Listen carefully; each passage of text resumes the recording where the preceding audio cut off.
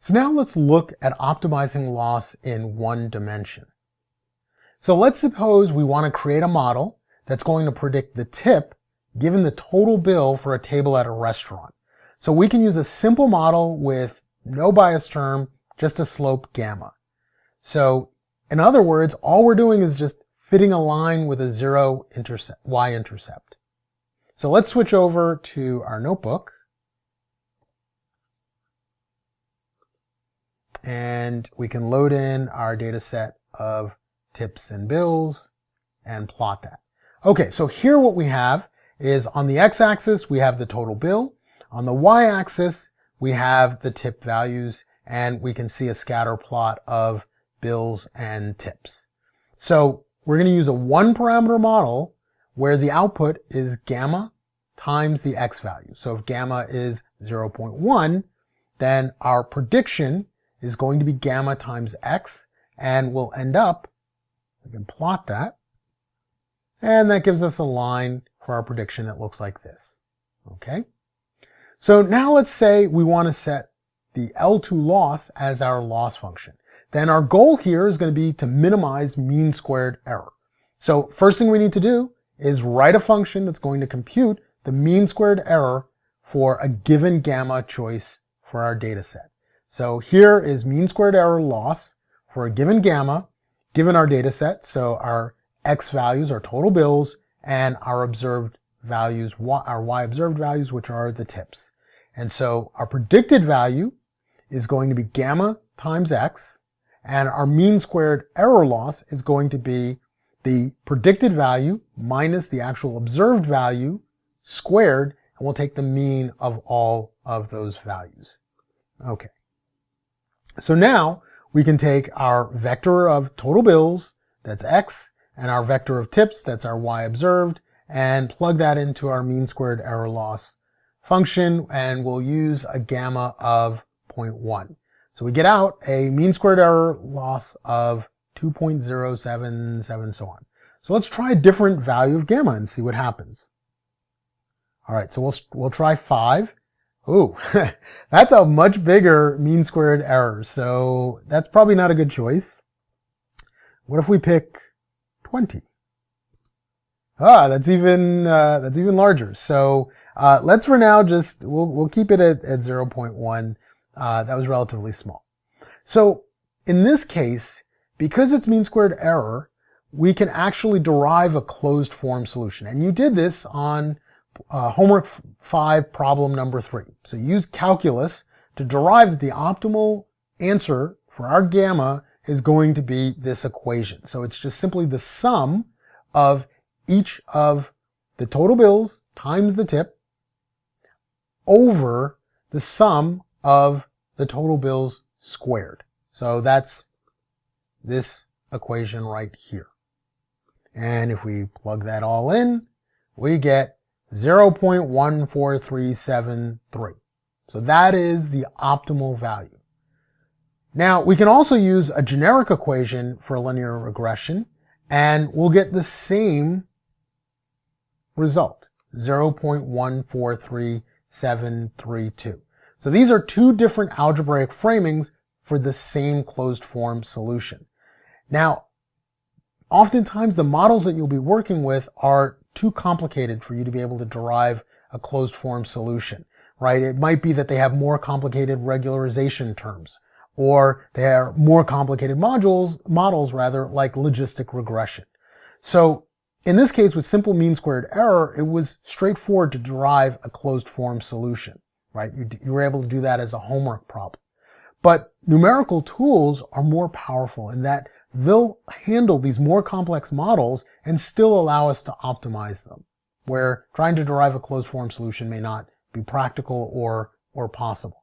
So going down that path of numerical methods, let's start like we did before by plotting the mean squared error versus a value of gamma. Now, x is fixed and our y observed is also fixed. Those are our input data set. And so the only variable we have here is gamma. And so let's define a Python function that returns the mean squared error when it's given gamma. And we're going to do that by just simply hard coding in our total bills and our tips. And then we'll just have our observation is y hat equals gamma times the x value. Okay, so now if we plug in 0.1, we're going to get the same value we got before. If we mistakenly decide to plug in 5, we're going to get that really large number from before. Okay? So now we can plot the mean squared error as a function of gamma. And let's see what that looks like. Okay, so this is what it looks like. Our choice for gamma on the x-axis, our mean squared error on the y-axis, and you can see it's a relatively smooth curve. Looks kind of like a parabola, but most importantly, it's a convex function, right? And so it looks, if we look at this, like our minimum somewhere around 0.14. Okay, somewhere right about there. So we can do the same thing we did before as a first initial brute force step and say, use our simple minimize function, right? And so our simple minimize function from before takes in our function, takes in a range of points, and for each of the values in that range is going to apply our function, and then it'll return the minimum. All right, so the function we're going to use here is the mean squared error for a single argument, and the range that we're going to provide in is going to be from 0 to 0.2, and we'll sample that uniformly 21 points rather. And we get out the value 0.14. So this is pretty interesting, right? That's actually really close to the optimal closed form solution value. But as we know from before, that's just kind of random, right? If we actually plot the values, what we can see is that it turns out that we ended up with one of the choices being really close to the actual minimum. But that's really just a function of how we picked our range. You know, what if we had picked our range from 0.1, from 0 to 0.1, right? We would have picked a point right here at 0.1 that would not have been anywhere near the actual true minimum. Similarly, if we had fewer points than 21, we might have picked a point over here as our minimum, or a point to the right as our minimum. So we just happened to get lucky with this brute force approach of just blindly computing sample points. But we know that there's a more intelligent way, and that is that we pick some initial starting point, and then we ride the gradients down until we find the minimum, right? And that's what leads us to gradient descent. So let's pop back over to the slides for a moment.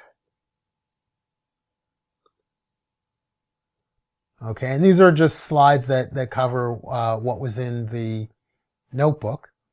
Here's again our brute force, where again, you know, our goal here is to instead use gradient descent to ride ourselves down the curve to the true minimum. Now, we used gradient descent before, and we minimized an arbitrary fourth degree polynomial. To do that, we had to take the derivative of that function. So we're going to have to do the same thing here, and then we take that derivative, plug it into gradient descent. So we're going to have to do the same thing here. We're going to take a derivative of our mean squared error loss function. So again, that's y hat equals gamma start, and then we take the mean of each of our predictions minus our observations squared. Take the mean of all of that. So we have to compute the derivative of this curve here. All right. So the derivative with respect to gamma, if we look at this term here, right, which we're going to have to take the derivative of, where does gamma appear? Think about that for a moment. Does it appear in y observed?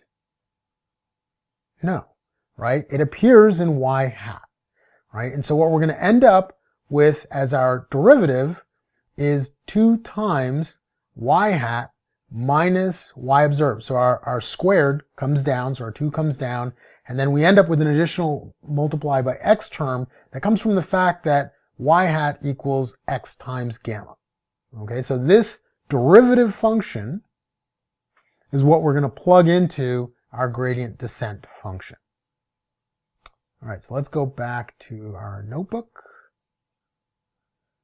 Okay, so we have our gradient descent algorithm from before. Again, we're going to create an array of guesses, and our initial guess is going to initialize this. So what we're taking into our gradient descent function is the derivative of our function of interest that we're trying to minimize, an initial guess, our alpha, which is our learning rate, and the number of iterations. So as long as the size of our guesses array is less than the number of iterations, we're going to generate a new guess. And that'll equal the current guess minus alpha times the derivative function applied to our current guess. All right, and then we'll append that to our array. Okay. Now again, we computed what the derivative is going to be. We have our derivative function here that I just took from the slide. And so now we can try out different values of gamma and see what the derivative would be. So we'll try 0.1 since that's the value we've been playing around with. And we can see that it is going, the derivative at 0.1 is going to be minus 41.1439, so on. Okay, so now we can take our mean squared error loss derivative function and turn it into a single parameter function because, again, x and y observed are fixed. And so we'll do that by hard coding in x and y observed. And now we can again plug in the same 0.1. We get the exact same minus 41.1439. All right, so now we're ready. We're going to pass into gradient descent our derivative function, mean squared error loss derivative single argument. We're going to pass in our initial value. In this case, it's going to be 0.05. We're going to pass in our learning rate, 0.0001. I just picked that arbitrarily. I picked the same thing with the starting point. And we're going to do 50 iterations. And so what we see is, well, you know, we actually end up pretty close to our goal value. And, you know, if we go back up here to our closed form solution, we can see our closed form solution 0.143732. And with 50 iterations, we got pretty close.